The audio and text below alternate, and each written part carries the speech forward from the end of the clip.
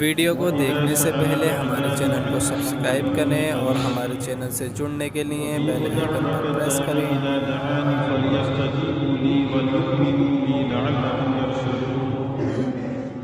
صدق الله مولانا العلي العظيم. وقال النبي صلى الله عليه وسلم: الدعاء مخ العبادة، أو كما قال عليه الصلاة والسلام.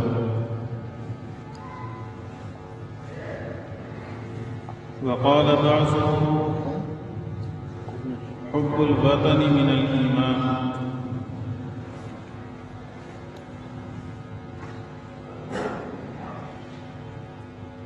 معزز و مکرم سامعین نظام، بزرگوں اور عزیز ساتھیوں،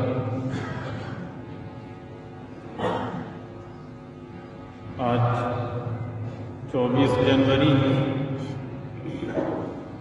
آج سے 2 دن کے بعد ہمارے ملک ہندوستان میں مختلف تنظیموں، مختلف اداروں، بہت سے اسکول اور کالج اور یونیورسٹیز کی طرف سے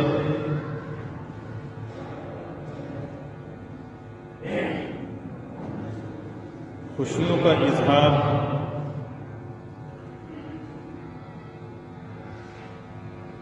فرحت اور انبساط کا اظہار اس معنی پر کیا جائے گا کہ ہم یوم جمہوریہ کی تقریب منعقد کریں گے اور یوم جمہوریہ منائیں گے،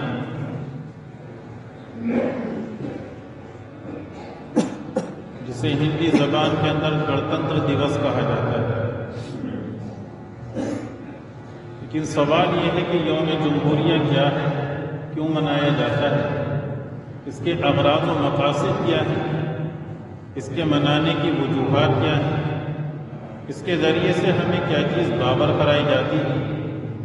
کون سی باتیں ہیں جو اس کے ذریعے سے ہمیں ذہن نشین کرائی جاتی ہیں، کن باتوں کی طرف ہمیں متوجہ کیا جاتا ہے، اور کون سے ایسے مقاصد ہیں جن کی طرف ہمیں ابھارا جاتا ہے۔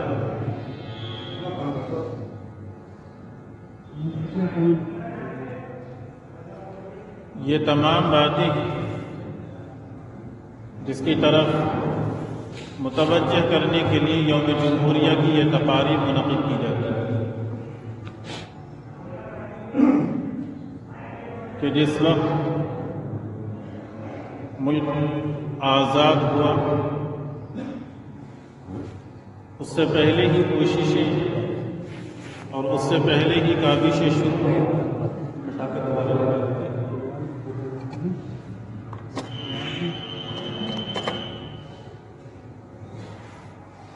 چنانچہ میں یہ بولنا باہر اندر کی 29 اگست 1947 کو 7 رکنی ایک کمیٹی تشکیل دی گئی، جس کا مقصد یہ تھا کہ وہ ہندوستان کا آئین تیار کرے۔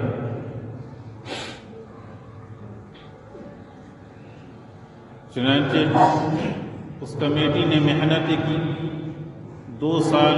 11 ماہ اور 18 دن کی کاوشوں کے بعد یہ آئین تیار کیا گیا۔ 26 جنوری 1949 کو اسے پارلیمنٹ میں پیش کر دیا گیا۔ 24 جنوری 1950 یعنی اگلے سال، آئندہ سال، ممبر پارلیمنٹ کے دستخط ہونے کے ساتھ ساتھ 26 جنوری 1950 سے اس آئین کو نافذ کر دیا گیا۔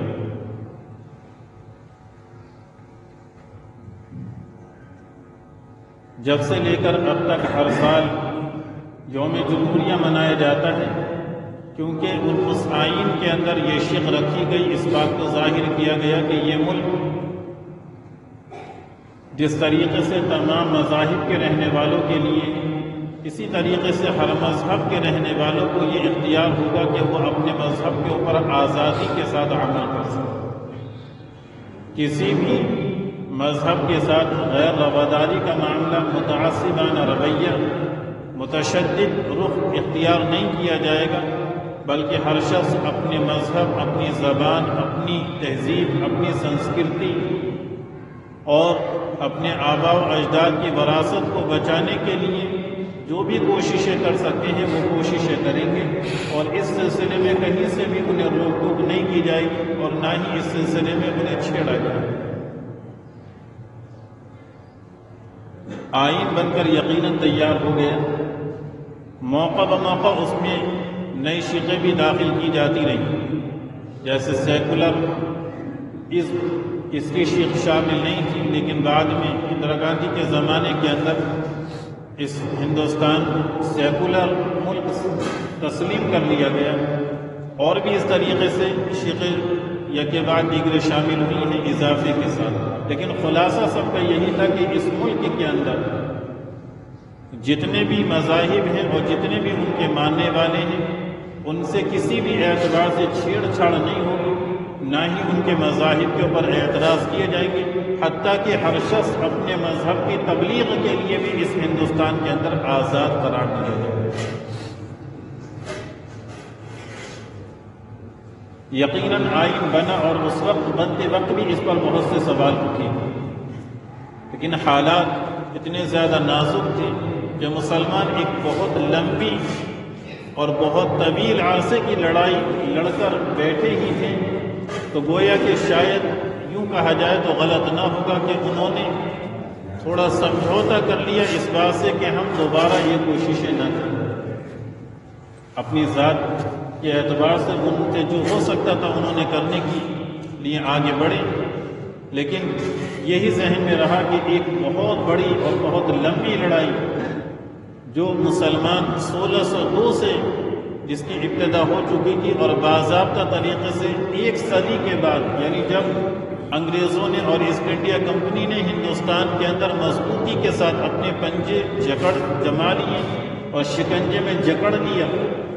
اور ملازموں کے بہانے ایک بڑی فوج اس ہندوستان کے اندر انہوں نے اتار دی، مال لانے کے بہانے سے بہت بڑا ذخیرہ ہتھیاروں کا بھی ہندوستان کے اندر بھیج دیا گیا،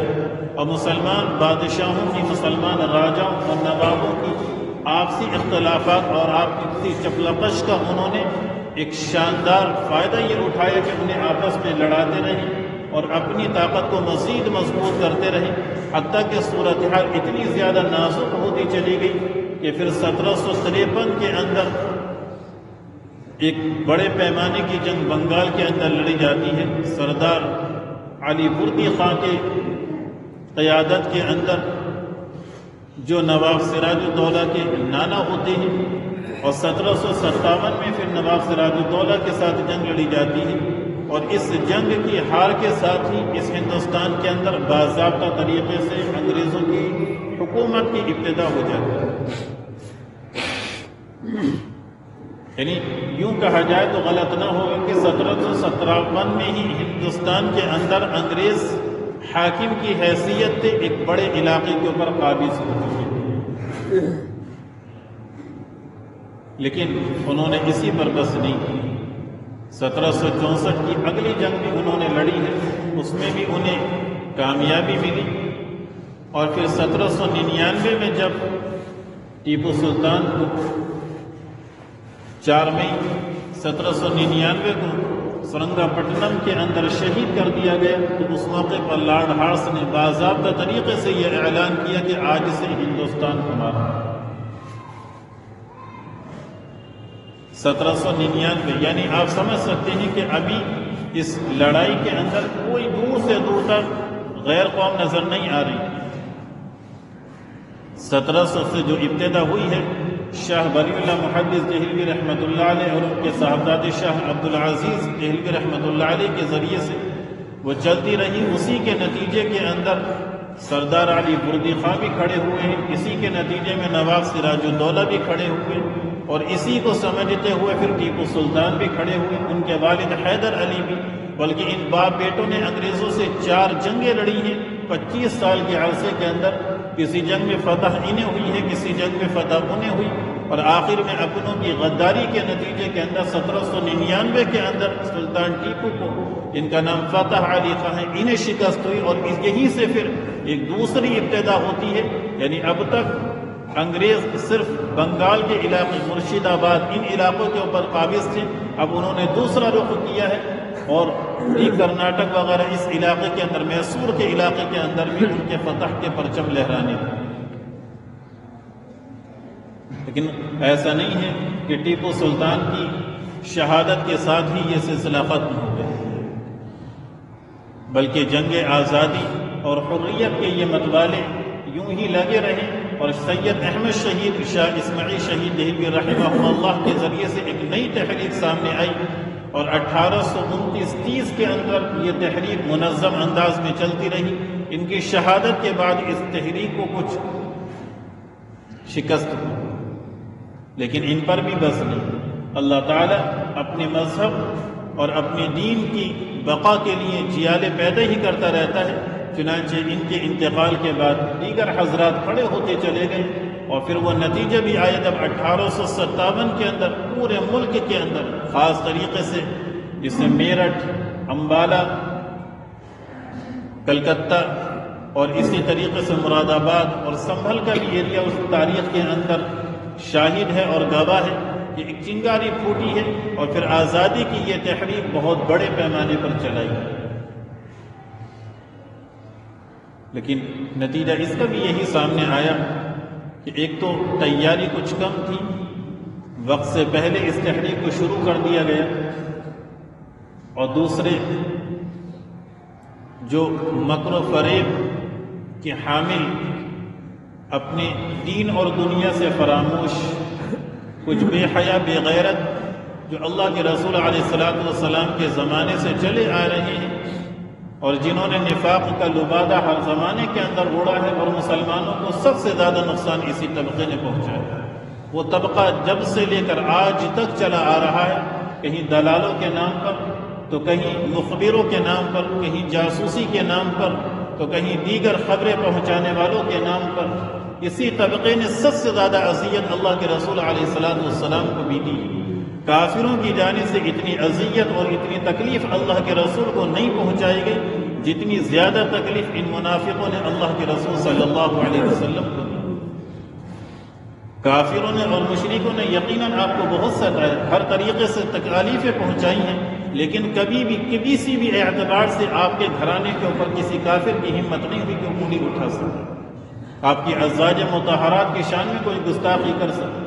کسی کافر کی ہمت نہیں ہے کہ آپ کی پاک دامنی پر یا آپ کی ازواج مطہرات میں کی پاک دامنی کے اوپر انگلی اٹھانے کی کوشش کر سکے، لیکن یہ کام اگر انجام دیا ہے تو منافقین کے طرف آپ کو بھی اذیتیں دی اور آپ کے گھرانے کو بھی رسوا کرنے کی کوششیں کی۔ وہ ایک الگ بات ہے کہ اللہ رب العزت کا ایک نظام ہے کہ منافقین کتنی بھی کوششیں کر لیں، اللہ رب العزت نے عزت اور سربلندی جو رکھی ہے وہ اللہ فرماتا ہے اللہ کے لیے، اللہ کے رسول کے لیے ہے اور ایمان والوں کے لیے۔ وَلَكِنَّ الْمُنَافِقِينَ لَا يَعْلَمُونَ، کہیں اللہ فرماتا ہے وَلَكِنَّ الْمُنَافِقِينَ لَا يَفْقَهُونَ، لیکن یہ منافقین نہ تو جانتے ہیں اور نہ ہی یہ منافقین اس بات کو سمجھتے ہیں۔ چند ٹکوں کی خاطر، چند سکوں کی خاطر، تھوڑے سے پیسے کے لالچ کے اندر، دنیاوی ذرا سی اغراض کے اندر، وقتی طور پر اپنی خواہشات نفسانی کی پیروی کے لیے، اپنی شہوت کو بجھانے کے لیے یہ مخبری اور یہ جاسوسی اور اس طریقے سے دیگر لوگوں کے احوالوں کی خبریں دینا قرآن کے اندر صریح طریقے سے ناجائز اور حرام قرار دیا گیا۔ وَلَا تَجَسَّسُوا، تمہیں اس بات کی اجازت نہیں ہے کہ تم جاسوسیاں کرو۔ وَلَا يَغْتَبْ بَعْضُكُمْ بَعْضًا، نہ ہی اس بات کی اجازت ہے کہ ایک دوسرے کی غیبت کرو۔ قرآن نے صریح طور پر اسے حرام قرار دیا ہے۔ مسلمان کی شناخت سے باہر ہے یہ چیز کہ وہ اپنے کسی مسلمان کو کسی بھی اعتبار سے تکلیف یا اذیت پہنچانے کا ذریعہ کچھ نہیں کر سکتے، کم سے کم اتنا تو کر سکتے ہو خاموش ہو کے بیٹھ کے، لیکن نہیں، یہ طبقہ ہر زمانے میں رہا اور مسلمانوں کو سب سے زیادہ پریشانیاں بھی اسی طبقے کی جانب سے اٹھانی پڑی۔ اس لیے اللہ رب العزت نے سب سے سخت ترین عذاب اور جہنم کی سب سے نچلی وادی اور جہنم کا سب سے نیچے درجے کا گڑھا جو سب سے زیادہ اذیت ناک ہوگا انہیں منافقین کے لیے رکھا ہے، اور صاف اعلان کر دیا ان المنافقین فی الدرک الاسفل من النار، جہنم کے سب سے زیادہ نچلے طبقے کے اندر یہ منافق رہے۔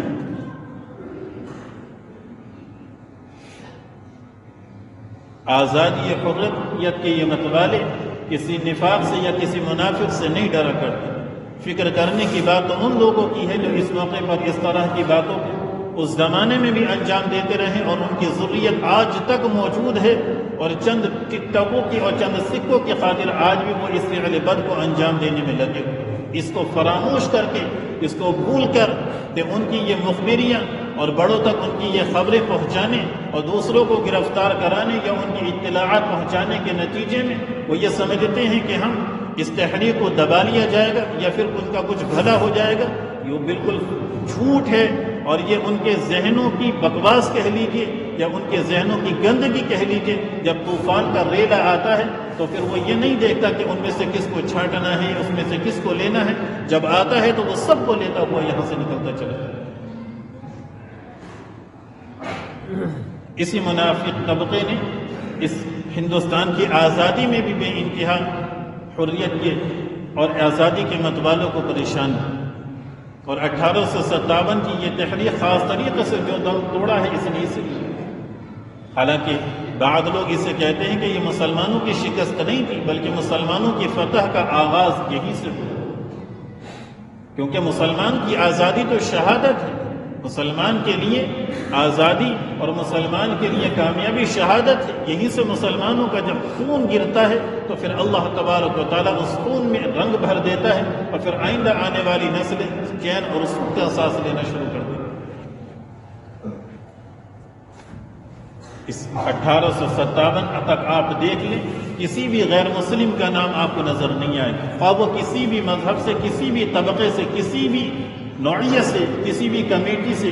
کسی بھی تحریک سے وابستہ نظر آتا ہو۔ 1700 سے پہلے سے یہ آزادی کی تحریک مسلمان لے کر چلے ہیں، اور 1857 تک یہ تحریک مسلمان ہی لے کر چلتے رہے۔ گاندھی جی جن کا نام آج جپتے ہیں، یقیناً ان کی قربانیاں ہیں، اس سے انکار نہیں، لیکن 1857 تک ان کی پیدائش بھی نہیں ہوئی تھی۔ 1869 کے اندر ان کی پیدائش ہوئی ہے۔ وہ کانگریس جو آج سارا کریڈٹ اس بات کا لیتی ہے کہ ہندوستان کو ہم نے آزاد کرایا ہے، اس کانگریس کا وجود 1885 کے اندر اس ہندوستان میں عمل میں آیا ہے۔ 1857 تک نہ تو گاندھی جی کا پتہ تھا، نہ ہی کانگریس کا کوئی وجود تھا۔ اب تک کی ساری لڑائی جو لڑی ہے وہ مسلمانوں نے تنہا اس ملک کے اندر۔ تو جب تجزیہ کیا گیا 1857 کی ناکامیوں کا، تو اس میں یہ قرارداد پاس کی گئی کہ برادران وطن کو بھی ساتھ لیا جائے، کیونکہ بہت سے راجا اور کچھ ایمان فروش نواب بھی ایسے تھے جو انگریزوں کی حمایت کر رہے تھے، اور درپردہ اور بعض ایسے تھے جو کھلم کھلا انگریزوں کی مدد اور نصرت کر رہے تھے۔ چنانچہ ذہن میں یہ بات آئی کہ اگر ان لوگوں کو توڑنا ہے اور انہیں کمزور کرنا ہے تو اس کا طریقہ یہی ہے کہ بقیہ جو برادران وطن ہیں، دیگر مذاہب کے لوگ ہیں، ان لوگوں کو قریب کیا، اور اسی کے ساتھ ساتھ مسلمانوں کی اور مجاہدوں کی ایک بڑی تعداد جو اس جنگ کے نتیجے میں شہید ہوئی۔ ایک تو وہ جو مقابلہ آرائی میں شہید ہوئے وہ الگ ہیں، اس کے علاوہ بعد میں انگریزوں نے پکڑ کر، یعنی تاریخ کے لکھنے والوں نے لکھا ہے، خاص طریقے سے غیر مسلم حضرات نے بھی اس بات کو قبول کیا ہے کہ 1857 کی جنگ آزادی کے نتیجے میں 5 لاکھ مسلمان عوام کا خون استعمال ہوا، جسے آج ہم بہت چھوٹی سی تحریک سمجھتے ہیں۔ 1857 کی یہ کوئی چھوٹی تحریک نہیں، ہندوستان کی آزادی کا بگل یہیں سے بجا۔ ہندوستان کی آزادی کی جو شمع روشن ہوئی ہے وہ یہیں سے ہوئی ہے، اور یہیں سے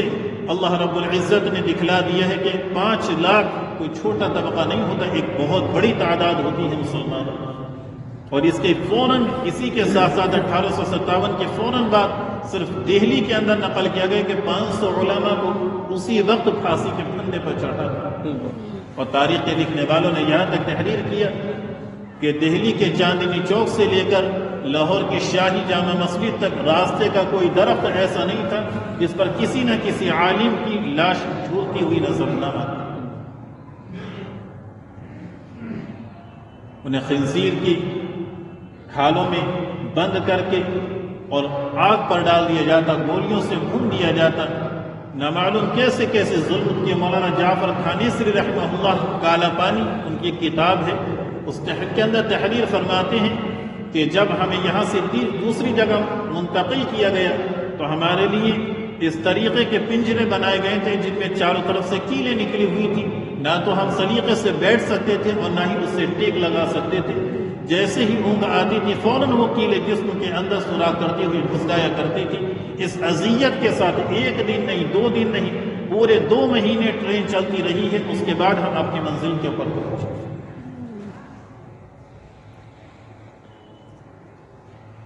اس قربانی کو آج اتنی آسانی سے ہضم کر لیا جاتا ہے اور سوال ہم سے پر کھڑے کیے جاتے ہیں، ہم سے پوچھا جاتا ہے کہ اس ملک پر تمہارا حق کیا ہے،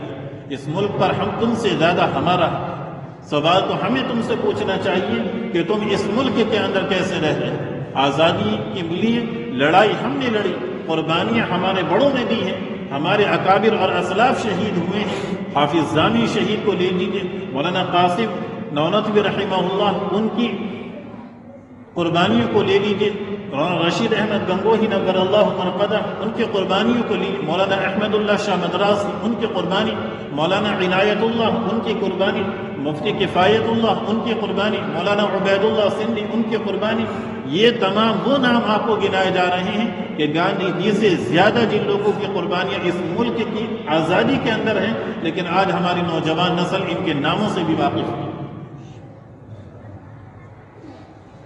کہ جس احمد اللہ شاہ مدراسی کو انگریز کہا کرتے تھے کہ آزادی کا ایسا متوالا اور انگریزوں کا ایسا مخالف آج تک ہم نے نہیں کیا۔ جس حسین احمد مدنی رحمہ اللہ کو انگریزوں نے یہ کہا تھا کیا تم نے حرمت کا فتویٰ دیا ہے، انہوں نے صاف اعلان کیا تھا کہ ہاں، کراچی کے اندر جلسہ عام کے اندر کہ میں صاف طریقے سے پہلے بھی میں نے فتویٰ دیا تھا اور اب عام اعلان کر رہا ہوں کہ انگریزوں کی نصرت اور انگریزوں کی ملازمت مسلمانوں پر قطعی طور پر حرام ہو چکی۔ اور جب انگریزوں کی جانب سے دھمکیاں دی گئی کہ اگر تم نے اس جلسے کے اندر قدم بھی رکھا ہے تمہیں گرفتار کر لیا جائے گا، تمہیں ختم کر دیا جائے گا، گولیوں سے بھون دیا جائے گا، تو جب اس جلسے گاہ کے اندر پہنچے مجمع بھی حیران تھا اور ساتھ میں کفن تھے کہ آج میں اپنا کفن اس جلسے میں ساتھ لے کر۔ یہ ہمارے اکابر کی رودات ہے۔ میرے عزیزو، یہ آپ کے بڑوں کی قربانیاں ہیں جن قربانیوں کو آج آپ کی یہ نوجوان نسل نہیں جانتی۔ آپ کے یہ اسکول اور کالج میں پڑھنے والے بچے جن سے واقف نہیں ہیں، ضرورت ہے اس بات کی کہ اپنے ان بچوں کے ذہنوں کے اندر اس تاریخ کو منتقل کیجیے،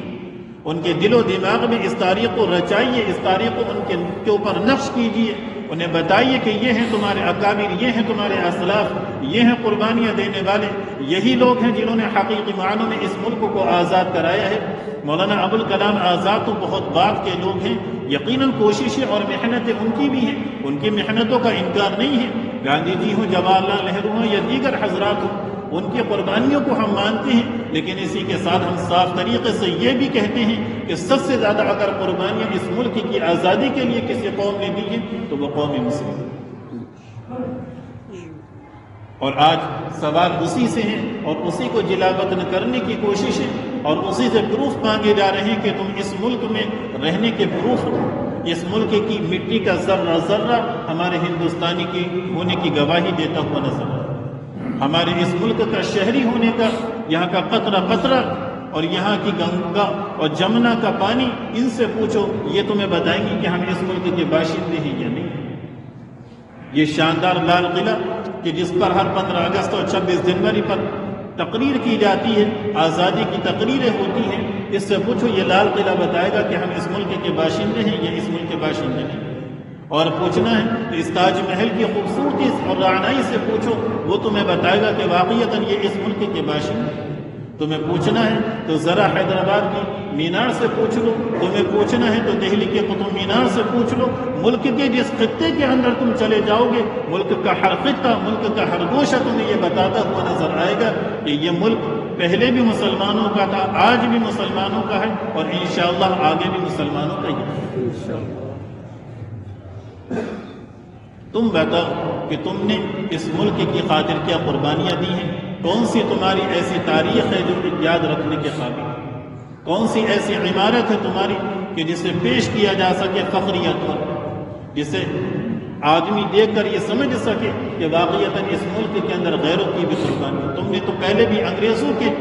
کلبے چاٹے تھے، اور آج بھی انہی اسرائیلی اور انہی یہودی لابی کی پس پشت تحریک کی بنا پر تم آج اس ظلم و ستم کے تشدد اور ظلم و ستم کے پہاڑ توڑ رہے ہو۔ اس کو بھول بیٹھے ہو کہ جس طریقے سے قربانیاں ہم نے کل پیش کی تھی اس ملک کو بچانے کے لیے اور اس ملک کے آئین کو بچانے کے لیے، وہ قربانیاں ہم آج بھی پیش کی۔ اس لیے میرے عزیزوں اور بھائیوں، ایک بار پھر آپ سے درخواست کی جاتی ہے کہ اپنے اکابر کی ان تاریخ کو پڑھیں، اور جب اتوار والا دن آئے 26 جنوری کا، آپ میں سے جو حضرات جہاں بھی حصہ لے رہے ہوں کسی پروگرام کے اندر، کم سے کم ان میں سے 2-4 نام بھی آپ کو یاد ہو گئے ہوں تو ان ناموں کو وہاں پیش کیے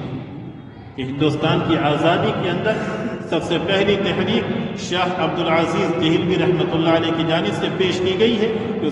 سب سے پہلا فتویٰ ان کی جانب سے آیا ہے کہ اس ملک کے اندر اب کسی بھی اعتبار سے امن و امان برقرار نہیں رہا، مذہبی آزادی حاصل نہیں ہے، لہذا مسلمانوں کے اوپر جہاد فرض ہو چکا۔ اور اسی تحریک کے نتیجے میں سردار علی بردی خان، نواب سراج الدولہ، اسی نتیجے میں ٹیپو سلطان کے والد، اسی نتیجے میں حیدر علی ٹیپو سلطان جن کا نام ہے، یہ سید احمد شہید شاہ اسماعیل شہید دہلوی رحمہ اللہ، اور پھر 1857 کی آزادی کے وہ متوالے سینکڑوں نام ہیں، کوئی بھی کتاب اٹھا کر آپ دیکھ لیں، اور اس کے آگے آگے یہ تحریک چلتی رہی ہے، اور حتیٰ کہ پھر اس ہندوستان کی آزادی حضرت مدنی رحمہ اللہ کے زمانے میں ہی ہوئی ہے، اور بھی ہمارے محمد میاں رحمہ اللہ، وہ بھی اکابر دیگر تمام حضرات موجود رہے ہیں، اور ان کی موجودگی کے اندر یہ ملک آزاد ہے۔ شیخ الہند رحمۃ اللہ علیہ کی ریشمی رومال تحریک کہ جن کے بارے میں انگریز کہا کرتے تھے کہ ایسا محسوس ہوتا ہے کہ شیخ الہند کو جلا کر اگر ان کی راکھ کو فضا میں بھی کھیر دیا جائے تو اس راکھ کے اندر سے بھی اگر خوشبو آتی ہوگی تو وہ بھی یہی کہتی ہوئی نظر آئے گی کہ انگریزوں کی مخالفت ہے، انگریزوں کی مخالفت ہے، جنہیں زد و کوب کیا گیا کہ کسی بھی طریقے سے انگریزوں کے حق میں فتویٰ صادر کر دیں، لیکن ان آزادی اور حریت کے جیالوں نے کسی بھی حال میں انگریزوں کے سامنے آنے کی۔ لیکن ایسا محسوس ہوتا ہے کہ ایک غلامی وہ بھی تھی جو انگریز ہمیں دے کر گئے تھے، اور ایک غلامی وہ ہے جو اس وقت ہمیں نظر آ رہا ہے کہ وہاں کی نوعیت یہ تھی۔ 1857 کی اس آزادی کی تحریک کے بعد انگریزوں کی جانب سے یہ کہا جاتا تھا کہ تم یہ کہہ دو ہم اس تحریک میں شامل نہیں تھے، تمہیں چھوڑ دیا جائے گا، اور آج صورتحال یہ ہے کہ کہنے والے کہتے ہیں کہ ہم یہاں پر موجود نہیں تھے، اس کے باوجود بھی انہیں جیل کی سلاخوں کے پیچھے ڈھکیل دیا گیا۔ جن کا کوئی حصہ نہیں، جو اس تحریک کے شریک کار نہیں، جو اس کے قریب نہیں، ان لوگوں کو اٹھا کر ایسی سخت ترین سزائیں اور اتنا زیادہ اذیت ناک ان کے ساتھ مرحلہ، اور اس طریقے سے انہیں زد و کوب کرنا کہ آئندہ اس تحریک کو یہ لوگ نہ اٹھا سکیں، حالانکہ یہ لوگ بھول چکے ہیں کہ ہم اس آقا کے ماننے والے ہیں، اس نبی کی نسبت رکھنے والے ہیں کہ جن کے سامنے اصحاب کی ایک ایسی بڑی قربانیاں ہیں کہ جو قربانیاں ہم سب کے لیے ہمیشہ مشعل راہ رہی ہیں، اور آئندہ بھی اسی طریقے سے مشعل راہ رہی ہیں۔ آخری بات پھر یہی ہے آپ سے کہ اپنے اکابر کی ان قربانیوں کو پڑھیں، نونہالوں کو ان قربانیوں سے واقف کرائیے، نوجوان نسل کو واقف کرائیے، انہیں بتائیے، سمجھائیے، ان کے دلوں میں اتاریے، اور کس طریقے سے بھی ہو سکتا ہے ان کے ذہنوں اور دل و دماغ میں یہ بات نقش ہو جانی چاہیے کہ یہ ملک ہمارا تھا، ہمارا ہے، اور آئندہ بھی یہ ملک ہمارا ہے۔ نہ ہم اس ملک سے پہلے گئے تھے اور نہ آج کسی کے نکالے اس ملک سے جائیں گے،